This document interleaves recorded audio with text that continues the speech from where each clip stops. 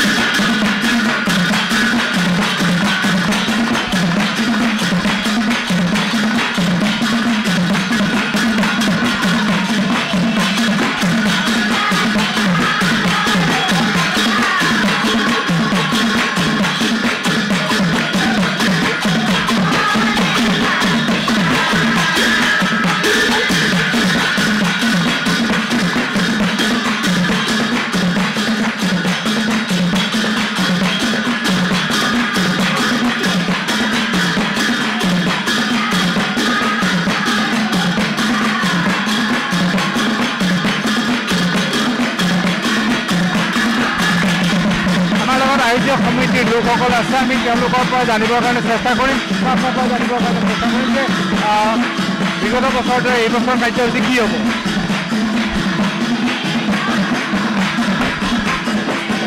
হয়, আমি বিগত বছৰকেইটিৰ দৰে এইবাৰো আমি ৰাইজৰ সহযোগত ফুলৰ মালাৰে লক্ষী পূজা ভাগ আয়োজন কৰিছোঁ।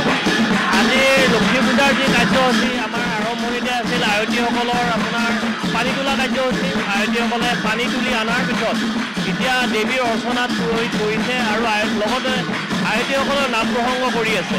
ইয়াৰ পিছতে সন্ধিয়া আপোনাৰ আমাৰ যি হোম হ'ব, ৰাজহুৱা হোম হ'ব। হোমত সকলো ৰাজ্যৰ বিভিন্ন প্ৰান্তৰ পৰা অহা ৰাইজে আপোনাৰ ইয়াত পুষ্পাঞ্জলি ল'ব। পুষ্পাঞ্জলি লোৱাৰ পিছতে ৰাজহুৱা যি ভোগ বিতৰণ, সেই ভোগ বিতৰণ হ'ব আৰু ভোগ বিতৰণৰ পিছত আমাৰ গোটেই নিশা আমাৰ নাম প্ৰসংগ চলিব ইয়াত। হয়, আচলতে দিনজোৰা কাৰ্যসূচীৰে অনুষ্ঠিত হ'ব। মই মহিলা আছে আমাৰ এই আয়োজক সমিতিৰ লগত জড়িত মহিলা আছে, তেওঁলোকক যে প্ৰতি বছৰে আপোনালোকে লক্ষী পূজাৰ দিনা এক সুন্দৰ আয়োজন কৰে। এইবাৰৰ আয়োজন কেনেকুৱা হ'ব, আপোনালোকে কি ধৰণে আয়োজন কৰিছে মহিলাক? হয়, ধন্যবাদ। এইবাৰো প্ৰতি বছৰৰ দৰে দৌলপুখুৰী লক্ষী মন্দিৰতো খুব উৎসাহেৰে লক্ষী পূজাৰ আয়োজন কৰা হৈছে।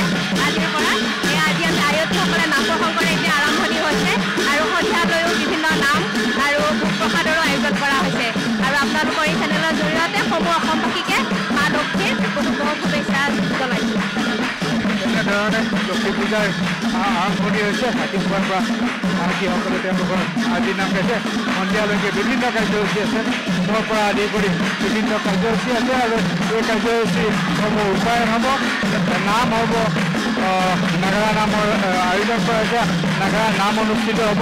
গতিকে এক সুন্দৰ পৰিৱেশত যি মঙলদৈ বৰুৱাপাৰা লক্ষী মন্দিৰ আছে, সেই লক্ষী মন্দিৰত পূজাৰ আয়োজন হৈছে আৰু সেই পূজাৰ আয়োজন ইতিমধ্যে ৰাতিপুৱাৰ পৰা এক উৎসৱমুখৰ পৰিৱেশত আয়োজন হৈছে। আমি কেমেৰা ধৰ্মক নাম দেখুৱাবৰ কাৰণে অনুৰোধ জনাম।